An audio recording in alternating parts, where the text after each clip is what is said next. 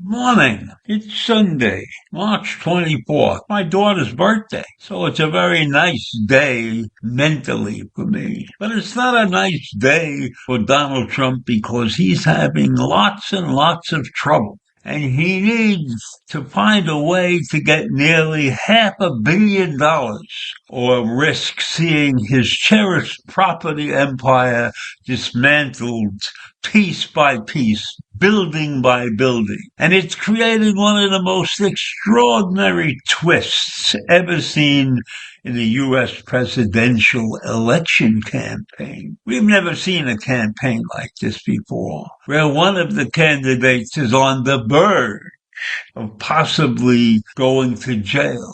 And if not going to jail, to be fined heavily and struck from the ballot.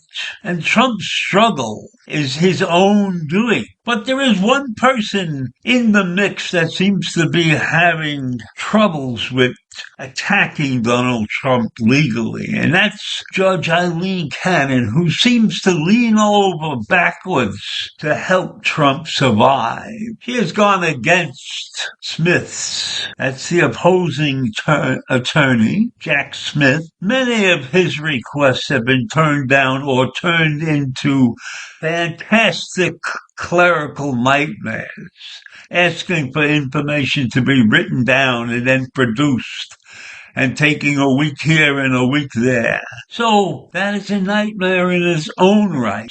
But getting back to Donald Trump owing this $464 million, Attorney General Letitia James may begin seizing some of Trump's assets to finance his obligation to the state. And she has laid out a plan, step-by-step approach with court filings that suggest that Trump's Seven Springs estate and golf course in Westchester, New York, could be among the first targets. Now, that's probably a place dear to Donald Trump's heart, since he is a golfer. He probably played more golf than any other president, and that includes when Dwight Eisenhower was president, and he was the first, I believe, presidential golfer. But Trump outdid him while turning the nation upside down. Now, attorney generals come and go, and they're ready to go after his money, and they try to fulfill the judgment.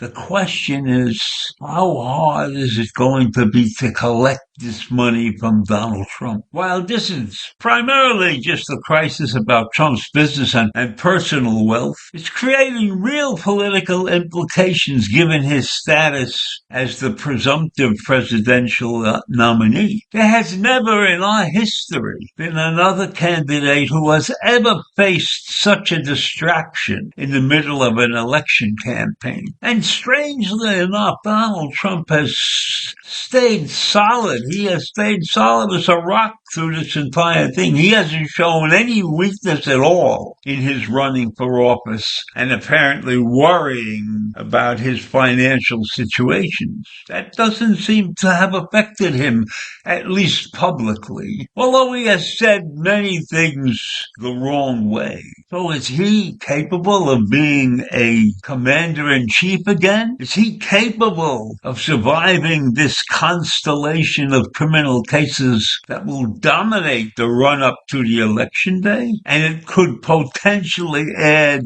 instability to him as a candidate as all of this stuff plays out around him. Now, there were 2 polls recently done, one of which shows the former president leading by about 8 points in Michigan, and they're dead heat with Biden in Pennsylvania. Now, those are two major states, in this country. Everybody votes, and all the states vote, but it really boils down to the swing states. And Michigan and Pennsylvania are two of the prominent swing states. So you can lose the election by vote, as Donald Trump did in 2016, but he won the Electoral College because he carried states like Michigan and Pennsylvania by the slimmest of margins. So Trump has to be increasingly alarmed by the posts on social media because they are offering a window into his desperation. And they showed how every one of his cases now has a similar defense.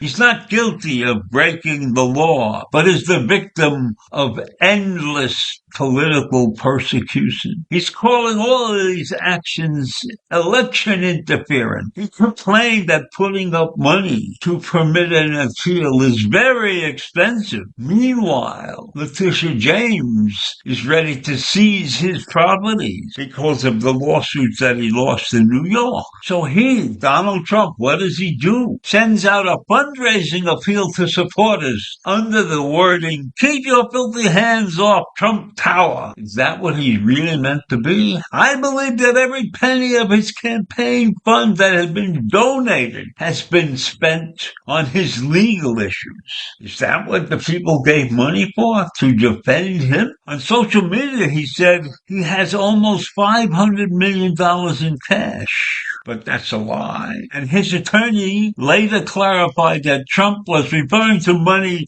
reported in his campaign disclosure. He really doesn't have that money on hand. It's not cash on hand. It's a misleading statement, as usual for Donald Trump. And so Trump has major crisis to overcome in the running for the presidency. And we'll have to see how that works out for him. And I am hoping that it fails. Have a great day. I'll see you in the morning. Bye.